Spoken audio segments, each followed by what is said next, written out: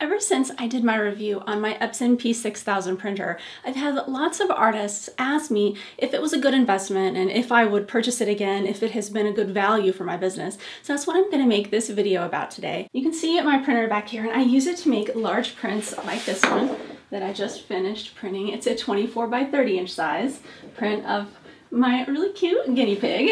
As you can tell, color is really important for me in a printer, and that's one of the things I love about my P6000 is that the colors are really vibrant, and I can print large, obviously. You can see my Epson P6000 right here. I love my printer, and I'm really happy that I purchased it, but I don't know that it's a good decision for every artist to just jump right in and buy a printer of this size. I think most artists, especially those of you who are just starting out, you can probably get by with a printer like an Epson P800 or Epson P900 that will print 17 inches wide, and then for your larger prints to use a print-on-demand company like Printful.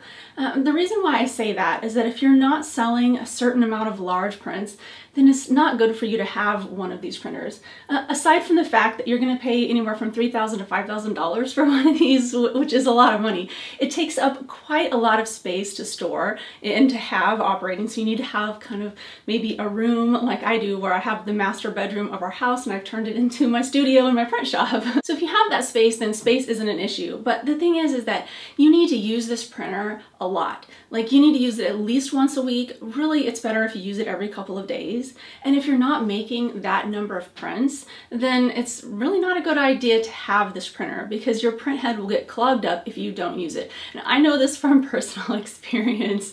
I clogged up my print head after about 2 years, and I had to get a new print head put in, which was $1,000 from the Epson service tech people who came out to do this. And that was a huge expense, and it really cut down my profit margin during this year because of it. Now, I kind of knew some of this stuff going into purchasing this printer, and at the time when I purchased it, I was running my art gallery full-time. I was also doing art fairs at least 2 or 3 times a month, so I was making a lot more prints on it and a lot bigger work. But now, ever since COVID, I've closed down my gallery and I don't do near the amount of art fairs. I'm selling more work online. And for me, my smaller pieces like my 8x10s and my 11x14s sell quicker online and more often than the larger pieces. But at the time when I purchased this, I didn't realize that I was going to be cutting down in-person events where I sell the most amount of my large pieces. So the message here is that if you're an artist and you're considering purchasing one of these large printers, make sure that you are selling enough prior to purchasing this to be able to substantiate the costs of buying it, like the $3,000 to $5,000, the storage space in your home,